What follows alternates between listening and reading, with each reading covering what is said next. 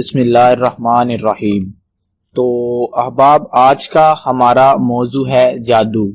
تو سب سے پہلی چیز جو اسٹیبلش کرنے والی ہے وہ یہ ہے کہ کیا دنیا کے اندر جادو کا وجود ہے، اور دوسرا جو سب سے کامن اور مشہور ٹاپک ہے کہ کیا نبی اکرم صلی اللہ علیہ وآلہ وسلم جیسی طاقتور ذات کے اوپر بھی جادو ہو سکتا ہے، یا کیا دین کی روایات یا تفسیر کی کتابوں یا احادیث سے یہ بات ثابت شدہ ہے کہ کیا نبی اکرم صلی اللہ علیہ وآلہ وسلم پر زندگی میں کبھی جادو ہوا تھا یا نہیں۔ اور جو سب سے ضروری بات ہے کہ ہمارے کچھ بھائی ابھی اسی شش و پنج میں مبتلا ہیں کہ کیا جادو کا کوئی وجود ہے اس دنیا کے اوپر یا نہیں۔ تو سب سے پہلے جادو کے وجود پہ بات کر لیتے ہیں کہ کیا دنیا کے اندر جادو کا وجود ہے یا نہیں۔ تو چونکہ قرآن کریم ہمارے لیے اٹل کتاب ہے، آخری کتاب ہے، اللہ کا کلام ہے، جس میں کوئی مبالغہ یا کوئی چیز جھوٹ نہیں ہو سکتی، تو قرآن کریم میں حضرت موسیٰ علیہ السلام کے واقعے کا ذکر کرتے ہیں جو سب سے بڑی دلیل ہے جادو کی اس دنیا کے اندر موجودگی کی۔ وہ واقعہ ہم سب نے بچپن میں پڑھ رکھا ہے، اگر کسی نے نہیں پڑھا تو میں مختصراً بیان کر دیتا ہوں کہ حضرت موسیٰ علیہ السلام کو ایک دفعہ فرعون نے اپنے دربار میں مناظرے کا چیلنج دیا اپنے جادوگروں کے سامنے۔ حضرت موسیٰ علیہ السلام کو اللہ تعالیٰ نے چند معجزے عطا فرمائے تھے کہ وہ جس طرح ایک مشہور ان کا معجزہ تھا کہ وہ اپنی لاٹھی کو پھینکتے تھے، وہ بہت بڑا اژدہا سانپ بن جاتا تھا۔ تو فرعون نے اپنے کچھ جادوگروں کو بلایا اور موسیٰ علیہ السلام کو چیلنج دیا کہ جسے تم خدا کا معجزہ یا اپنا معجزہ کہتے ہو، اس طرح کے معجزے یا اس طرح کے جادو تو میرے جادوگر بھی کر سکتے ہیں۔ فرعون نے اپنے جادوگروں کو حکم دیا اور انہوں نے اپنی لاٹھیاں پھینکی اور جو بہت بڑے سانپ بن گئے۔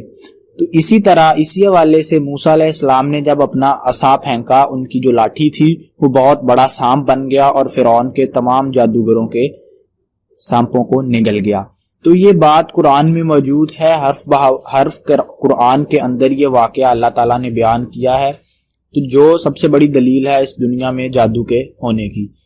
تو اس کے بعد جو دوسری ضروری بات، دوسرا اہم ٹاپک ہے، اس پہ ہم آتے ہیں کہ کیا نبی اکرم صلی اللہ علیہ وآلہ وسلم کی ذات کے اوپر کبھی جادو ہوا ان کی پوری زندگی میں، کیونکہ یہ بات ہمارے ماننے میں نہیں آتی، ہمارا دل یا دماغ اس کو تسلیم نہیں کرتا، کیونکہ ہم نبی اکرم صلی اللہ علیہ وآلہ وسلم کی ذات کو اس دنیا میں سب سے اعلیٰ، بلند اخلاق اور اللہ تعالیٰ کی سب سے زیادہ نصرت جس ذات کے پاس تھی، جس کو حاصل تھی، وہ نبی اکرم کی ہی ذات تھی۔ تو کیا آپ صلی اللہ علیہ وآلہ وسلم کی ذات پر زندگی میں کبھی جادو ہوا یا کسی جادو نے اثر کیا؟ اس کے لیے ایک آپ کو امام فخر الدین محمد بن رازی متوفی 606 ہجری تفسیر الکبیر میں سورہ فلق کی تفسیر میں لکھتے ہیں، جمہور مفسرین نے یہ کہا کہ لبید بن عاصم یہودی نے نبی صلی اللہ علیہ وآلہ وسلم پر 11 گرہوں میں جادو کیا تھا، اور اس دھاگے کو زروان نامی کنویں کی تہ میں ایک پتھر کے نیچے دبا دیا تھا۔ پھر نبی صلی اللہ علیہ وآلہ وسلم بیمار ہو گئے اور 3 دن آپ پر سخت گزرے، پھر اس وجہ سے معوذتین نازل ہوئے، اور حضرت جبرائیل علیہ السلام نے آ کر آپ صلی اللہ علیہ وآلہ وسلم کو جادو کی جگہ کی خبر دی۔ تب آپ نے حضرت علی اور حضرت طلحہ کو بھیجا اور وہ اس دھاگے کو لے کر آئے، اور جبرائیل نے نبی اکرم صلی اللہ علیہ وآلہ وسلم سے کہا آپ آیت پڑھتے جائیں اور گرہ کھولتے جائیں، اور جب آپ آیت پڑھنے لگے تو گرہ کھلنے لگی اور آپ کی طبیعت ٹھیک ہو گئی۔ لہٰذا حضور صلی اللہ علیہ وآلہ وسلم پر یہودی نے جادو کیا تھا، جس کے تھوڑے تھوڑے اثرات آپ کی طبیعت مبارکہ پر ہوئے، تو اللہ تعالیٰ نے معوذتین یعنی سورہ فلق اور سورہ ناس نازل کی، جن کے ذریعے اس اثر کو زائل کر دیا گیا۔ اس تفسیر احباب، یہ جو اس تفسیر میں امام فخر الدین محمد بن رازی نے جس واقعے کا ذکر کیا ہے، یعنی کہ یہ تفسیر کی کتابوں سے ثابت شدہ ہے، تفسیر مستند تفاسیر میں یہ واقعہ موجود ہے کہ آپ صلی اللہ علیہ وسلم پر زندگی میں ایک مرتبہ یہودی نے جادو کیا، اور جو وجہ نزول ثابت ہوا معوذتین یعنی سورہ فلق اور سورہ ناس کا۔ اب احباب سوال یہ پیدا ہوتا ہے کہ کیا رسول اکرم صلی اللہ علیہ وآلہ وسلم کی ذات اس یہودی کے جادو کے روب میں آ گئی، یا اس کا ان پہ اثر کیوں ہوا؟ کیونکہ ہمارا ماننا ہے اور ایمان کی حد تک یقین ہے کہ رسول اللہ کی ذات پر کوئی بھی چیز حاوی نہیں ہو سکتی۔ آپ تمام خصوصیات اس انسانوں میں جتنی بھی خصوصیات ہیں آپ میں ان کی پیورسٹ فارم اور سب سے بلند اخلاق اور بلند خصوصیات کے آپ مالک تھے، تو کیوں یہودی کا جادو آپ پر اثر انداز ہوا؟ تو احباب اگر ہم دیگر قرآن کے واقعات اور تاریخ کے واقعات، تفسیر، احادیث پہ نظر دوڑائیں تو ہمیں معلوم پڑتا ہے کہ اللہ تعالیٰ کے ہر کام میں کوئی نہ کوئی حکمت موجود ہوتی ہے، خواہ وہ کام یا وہ واقعات انبیاء کے ساتھ پیش آئے ہوں، خواہ وہ یوسف علیہ السلام کے بھائیوں کا ان کے ساتھ سلوک ہو، یا خواہ وہ ابراہیم علیہ السلام کا آگ میں پھینکا جانا ہو، یا خواہ وہ رسول اللہ کی مدینہ کی جانب ہجرت ہو، نبیوں کے ساتھ جون سے بھی واقعات پیش آئے ہیں ان کے پیچھے اللہ تعالیٰ کی کوئی نہ کوئی حکمت ضرور موجود ہوتی ہے۔ تو اسی طرح اس جادو کے بارے میں اللہ تعالیٰ کی کیا حکمت تھی، اس واقعے سے اللہ تعالیٰ نے ہمیں کیا سبق دیا یا ہم اس سے کیا سبق حاصل کر سکتے ہیں؟ ایک تو ہمارے پاس جو بیش قیمتی تحفہ پہنچا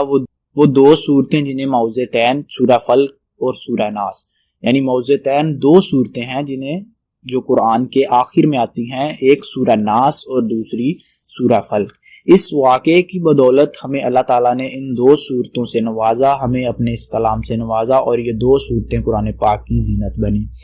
تو ہمیں اس سب کو دیکھتے ہوئے ایک بات تو ذہن نشین اچھی طرح کر لینی چاہیے کہ ہمیں اگر کبھی بھی زندگی میں، جس طرح کہ میں نے پہلے بتایا، کہ کوئی بھی اس طرح کا واقعہ پیش آئے یا ہمیں کچھ اس طرح کا احساس ہو، تو ہم قرآن کریم کی دو صورتیں سورہ فلق اور سورہ ناس ان کا کثرت سے ورد کریں اور ان کو ہم پڑھیں، تاکہ ہمارے اوپر سے اگر تو کچھ اس طرح کا یا کوئی جادو والا معاملہ ہے تو وہ ٹل سکے۔ تو دوستو اس ویڈیو کے اندر ہم نے کن تین کنفیوژنز کو دور کیا ہے۔ نمبر 1 کہ کیا دنیا کے اندر جادو کا وجود ہے؟ تو جی ہاں، قرآن کریم میں حضرت موسیٰ علیہ السلام کا واقعہ دلیل ہے کہ ہاں دنیا کے اندر واقعی جادو کا وجود ہے۔ نمبر 2 کہ کیا رسول اللہ صلی اللہ علیہ وسلم پر کبھی زندگی میں جادو ہوا تھا؟ تو جی ہاں، امام فخر الدین محمد بن رازی متوفی 606 ہجری تفسیر الکبیر میں یہ درج ہے کہ ہاں ایک مرتبہ ایک یہودی جس کا نام عاصم تھا، اس نے رسول اللہ پر جادو کیا تھا۔ اور تیسری بات یہ کہ اگر ہمیں کبھی بھی زندگی میں یہ احساس ہو یا کوئی اس طرح کی فیلنگ ہو یا کوئی انکشاف ہو کہ ہمارے اوپر کوئی جادو یا کچھ اس طرح کی چیز کا اثر ہے، تو ہم اللہ تعالیٰ